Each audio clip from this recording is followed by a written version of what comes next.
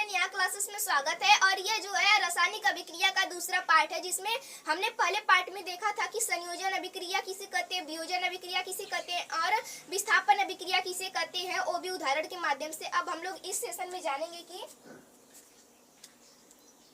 ऑक्सीकरण अभिक्रिया किसे कहते हैं, रेडॉक्स अभिक्रिया किसे कहते हैं, अपचयन अभिक्रिया किसे कहते हैं, द्विविस्थापन अभिक्रिया किसे कहते हैं। तो ये जो सेशन होगा ना, ये अभिक्रिया की दृष्टि से संपूर्ण समाप्त हो जाएगा। तो आज की इस वीडियो में हम वह जानेंगे। यदि आप हमारे चैनल यहाँ क्लासेस पर नए हैं तो वीडियो को लाइक करना मत भूलिएगा और चैनल को जरूर से जरूर सब्सक्राइब कर दीजिएगा। चलिए हम लोग बिना किसी देर के सीधे टॉपिक पर आते हैं। पहली जो अभिक्रिया है यह कौन सी है, हमारी ऑक्सीकरण अभिक्रिया।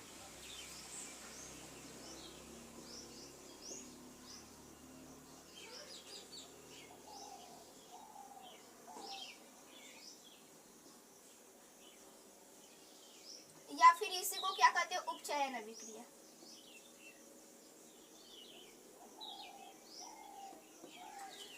अब हम लोग इसे क्या कहते हैं, अब आप लोग समझिएगा, इसमें कोई ट्रिक नहीं है।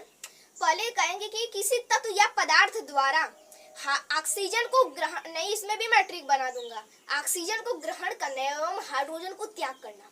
देखिए समझाने का प्रयास कीजिए। जब भी ऑक्सीकरण एवं अपचयन अभिक्रिया या फिर उपचयन या अपचयन अभिक्रिया की बात है, तब आप अपने माइंड में केवल दो ही तत्वों को याद करिएगा। एक ऑक्सीजन हो जाएगा और एक हो जाएगा हाइड्रोजन। केवल दो ही को याद करिएगा। और मैं आपको यहाँ पर ट्रिक बताने जा रहा हूँ। ऑक्सीकरण यानी यानी इसमें क्या है, ऑक्सीजन छिपा हुआ है कि नहीं, ऑक्सीजन छिपा हुआ है कि नहीं, ऑक्सी यानी ऑक्सीजन, ऑक्सीजन छिपा हुआ है कि नहीं। बस ट्रिक बन गई हमारी यहाँ पर। ऑक्सी में क्या छिपा हुआ, ऑक्सीजन। तो हम लोग क्या कहेंगे कि ऐसी रासायनिक अभिक्रिया जिनमें ऑक्सीजन को ग्रहण किया जाता है एवं हाइड्रोजन को क्या किया जाता है, त्याग किया जाता है, उसे हम लोग क्या कहते हैं, ऑक्सीकरण अभिक्रिया या फिर उपचयन अभिक्रिया कहते हैं। एक बार फिर से समझिए। ऑक्सीकरण, ऑक्सी में क्या छिपा हुआ है, ऑक्सीजन, जिसमें ऑक्सीजन का क्या हो, योग हो, और हाइड्रोजन का क्या हो, ह्रास हो। इस प्रकार भी बता सकते हैं, उस प्रकार भी बता सकते हैं। लेकिन आप लोगों के लिए ठीक क्या होगा, यही मैं बताने जा रहा हूँ कि ऑक्सीकरण यानी ऑक्सीजन, ऑक्सी इसमें छिपा हुआ है, ऑक्सी यानी ऑक्सीजन। ऐसी रासायनिक अभिक्रिया जिसमें ऑक्सीजन का क्या हो, योग हो, तथा हाइड्रोजन का क्या हो, त्याग हो, उसे हम लोग क्या कहते हैं, त्याग या फिर ह्रास हो, उसे हम लोग क्या कहते हैं, ऑक्सीकरण अभिक्रिया। ऑक्सी छिपा हुआ है ना, तो ऑक्सीजन का क्या होगा, इसमें योग होगा ना। क्या होगा, जब इसमें ऑक्सी छिपा हुआ है यानी ऑक्सीजन छिपा हुआ है, तो इसमें क्या होगा, ऑक्सीजन का योग ही ना होगा। तो वही मैं समझाने का प्रयास कर रहा हूँ, जिसमें ऐसी अभिक्रिया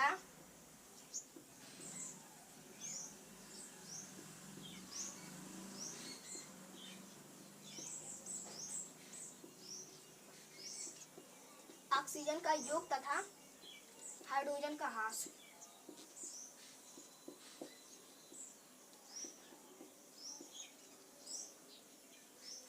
हाइड्रोजन का ह्रास होता है, उसे हम लोग क्या कहते हैं, ऑक्सीकरण या अपचयन अभिक्रिया। अब इसके उदाहरण की बात देख लें तो हम लोगों में क्या हो जाएगा, Mg प्लस O2 यानी क्या हो जाएगा, MgO।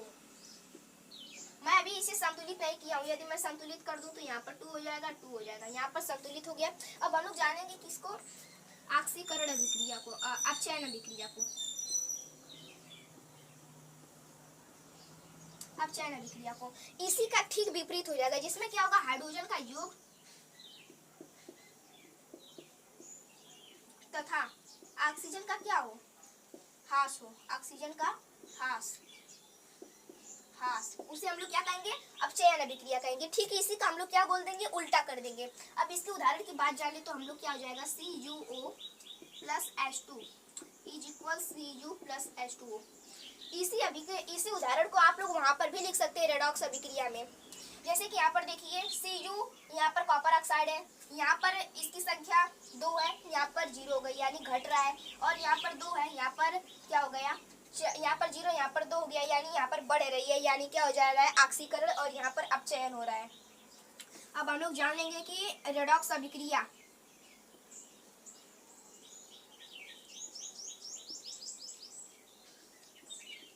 यदि आपसे कोई कहे कि ऑक्सीकरण अपचयन अभिक्रिया किसे कहते हैं, तो इसी को हम लोग क्या कहते हैं, ऑक्सीकरण अभिक्रिया, ऑक्सीकरण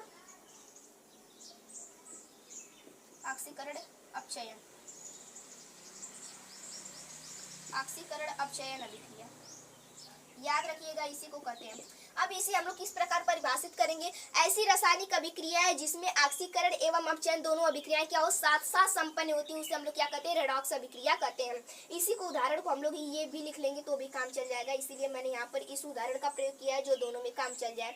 तो रेडॉक्स अभिक्रिया या फिर ऑक्सीकरण अपचयन अभिक्रिया किसे कहते हैं, ऐसी रासायनिक अभिक्रियाएं जिसमें ऑक्सीकरण एवं अपचयन अभिक्रियाएं दोनों क्या हो, साथ साथ हो, उसे हम लोग क्या कहेंगे, रेडॉक्स अभिक्रिया। अब हमारी चौथे नंबर पर आता है द्विविस्थापन अभिक्रिया किसे कहते हैं। इसके बाद अभिक्रियाओं का पूरा जो क्लास है ये एंड हो जाएगा।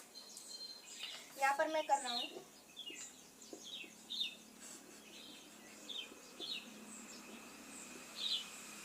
द्विविस्थापन अभिक्रिया। द्विविस्थापन अभिक्रिया में होगा क्या, आप लोग ध्यान से समझिएगा। इसमें क्या होगा, अभिकारकों और उत्पादों के बीच क्या होगा, केवल आयनों का आदान प्रदान होगा, अदला बदली होगा। जैसे कि मैं बना दे रहा हूँ यहाँ पर AB प्लस CD को बना दे रहा हूँ। अब क्या बनेगा, यह जो होगा ना, इसकी पत्नी समझ लीजिए बहुत खराब है। इसकी पत्नी क्या है, ये मान लीजिए जैसे कि यहाँ पर AB है और यहाँ पर CD है। यहाँ पर मान लीजिए कि कोई A लड़का है और यहाँ पर कोई C लड़का है और यहाँ पर कोई B लड़की है, यहाँ पर D कोई लड़की है। यानी क्या होता है कि ये जो C लड़का है ना, A की पत्नी B से प्रेम करता है, जबकि A जो है ना, यह C की पत्नी D से प्रेम करता है। तो ये दोनों क्या कहेंगे कि भाई मैं तुम्हारी पत्नी से प्रेम करता हूँ, तुम मेरी पत्नी से प्रेम करते हो, चलो बिना कोई झंझट किए हम लोग आपस में अदला बदली कर लेते। तो ये दोनों क्या करेंगे, अदला बदली कर लेंगे। यानी A जो होगा ना, यह किसके साथ जुड़ जाएगा, D के साथ जुड़ जाएगा, जबकि B होगा यह C के साथ जुड़ जाएगा। तो यही हमारी द्विविस्थापन अभिक्रिया कहलाएगी। यानी क्या होगा, इसमें आयनों का केवल आदान प्रदान होगा। अब मैं इसके उदाहरण की बात करूं तो क्या हो जाएगा, AgNO3 प्लस NaCl क्या हो जाएगा, AgCl प्लस NaNO3 यानी Ag यानी सिल्वर नाइट्रेट सोडियम क्लोराइड के साथ क्रिया करके, यानी यहाँ पर A है या B है या C है या D है। यानी क्या, A कहेगा कि भाई C मुझे तुम्हारी पत्नी D से प्रेम है, तो यह C कहेगा कि भाई मुझे तुम्हारी पत्नी B से प्रेम है। तो ये दोनों क्या करेंगे, अदला बदली करेंगे, ये A B C D बिल्कुल वही प्रोसेस यहाँ पर चलेगी। A D के साथ मिल जाएगा, B C के साथ मिल जाएगा, तो यही दोनों आपस में क्रिया करके क्या करेंगे, इसका निर्माण करेंगे। तो दोस्तों मुझे उम्मीद है कि आप लोगों को ये जो पूरी अभिक्रिया है ना, इसके बारे में समझ में आ गया होगा। चलिए आज की सेशन को यहीं पर एंड करते हैं और मिलते हैं किसी अगले वीडियो में नए जज्बे के